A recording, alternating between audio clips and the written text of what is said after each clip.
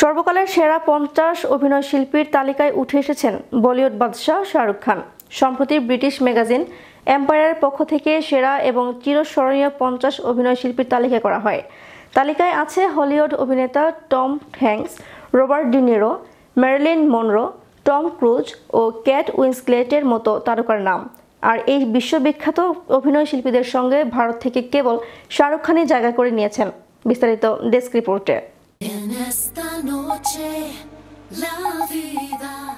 সম্প্রতি British magazine এম্পায়ারের পক্ষ থেকে সেরা এবং চিরস্মরণীয় সর্বকালের সেরা 50 অভিনয়শিল্পীর তালিকা প্রকাশ করা হয়। তারকাদের সারিতে নাম লিখিয়েছেন বলিউড কিং খ্যাত অভিনেতা শাহরুখ খান। আর এই বিশ্বখ্যাত অভিনয়শিল্পীদের সঙ্গে ভারত থেকে শুধুমাত্র জায়গা করে নিয়েছেন একমাত্র তিনি।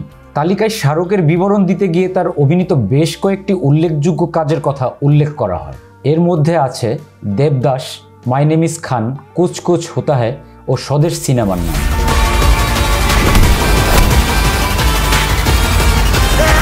শুধু সিনেমায় নয়, এছাড়াও এই তালিকায় উল্লেখ করা হয়েছে কিং খানের সিনেমার বেশ কিছু সংলাপও। এর মধ্যে উল্লেখযোগ্য জাপ্তা খে জান ছবির জীবন প্রতিদিন আমাদের ধীরে ধীরে মারে আর বোমা একেবারে মারে সংলাপটি। এ ছবিতে ভারতীয় সেনাবাহিনীর এক মেজরের চরিত্রে অভিনয় করেছিলেন বলিউড কিং শাহরুখ খান। এদিকে 2018 সালে জিরো সিনেমার পর দীর্ঘ 4 বছর বিরতি নেন শাহরুখ খান। তবে আসন্ন নতুন বছরে পাঠান ছবি নিয়ে ফিরছেন তিনি। ছবিটি পরিচালনা করেছেন সিদ্ধার্থ আনন্দ। पता नहीं कि पठान मर गया है या जिंदा है।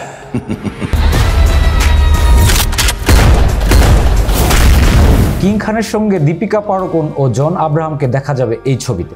2023 সালের 25শে জানুয়ারি প্রেক্ষাগৃহে হিন্দি, তামিল ও তেলেগু ভাষায় মুক্তি পাবে পাঠান সিনেমাটি। শাহরিয়ার কবির, বিশ্ব বাংলা নিউজ 24।